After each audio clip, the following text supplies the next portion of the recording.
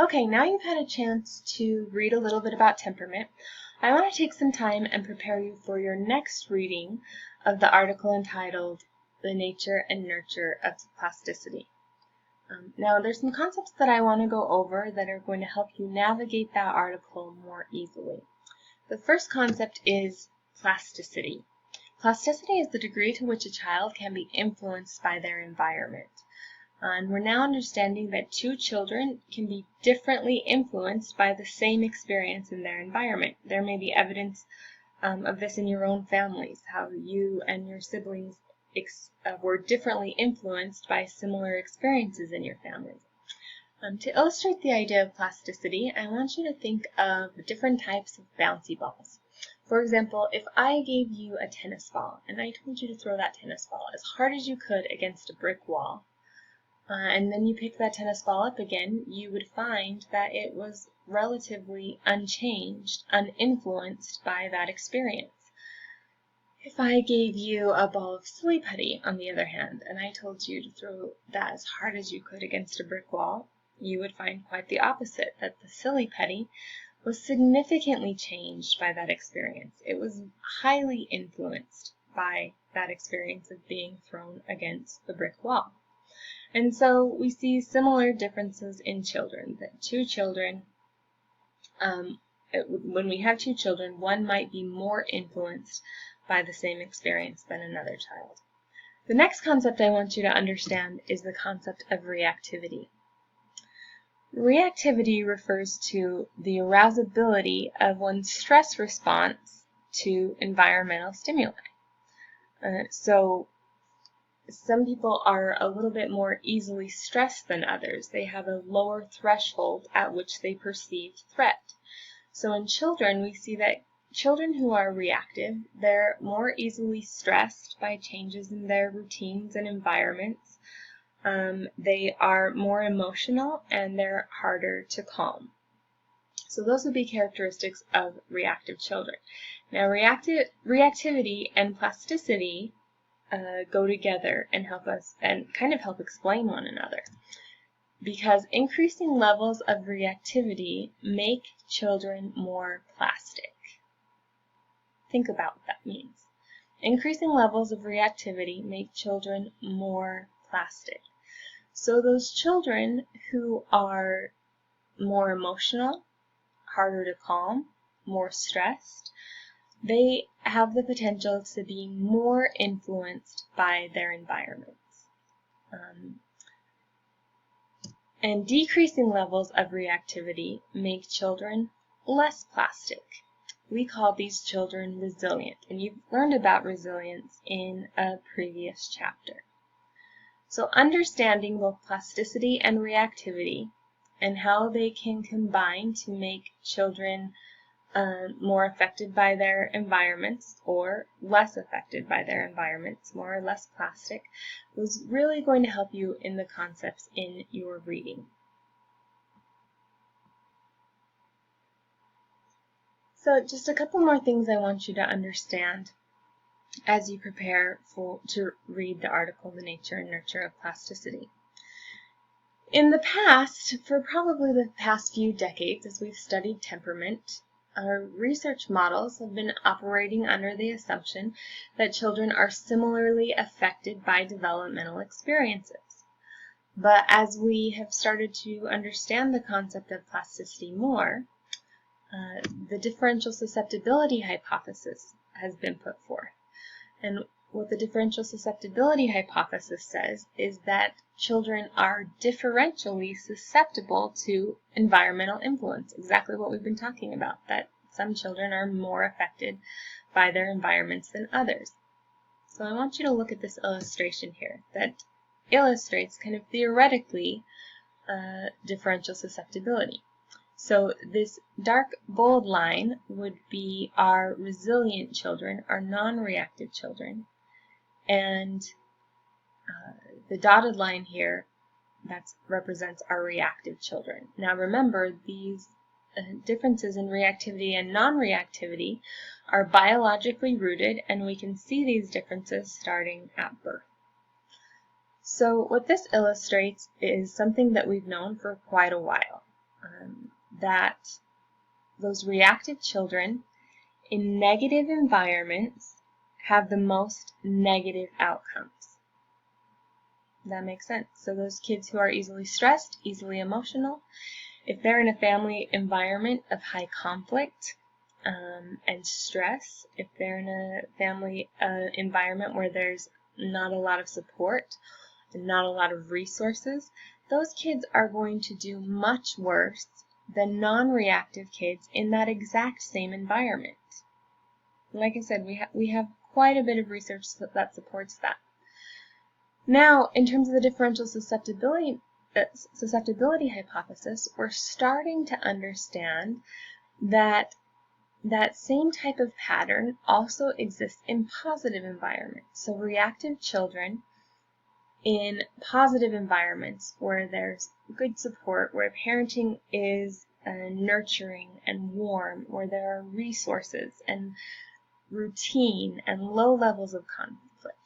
Those children, reactive children, do better in those environments. Now, not only do they do better than they would in a negative environment, they do better than a non-reactive child in that same environment.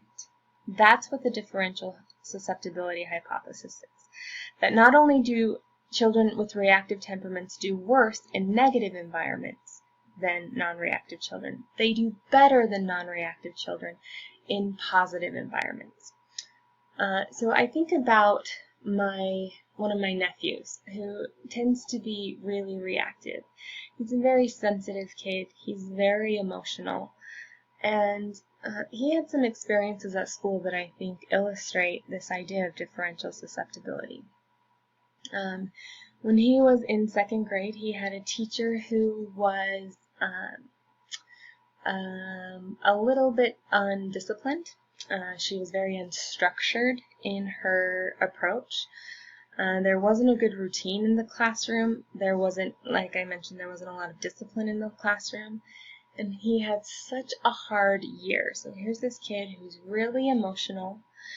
He's easily stressed, and he didn't have a supportive environment to help him deal with those things.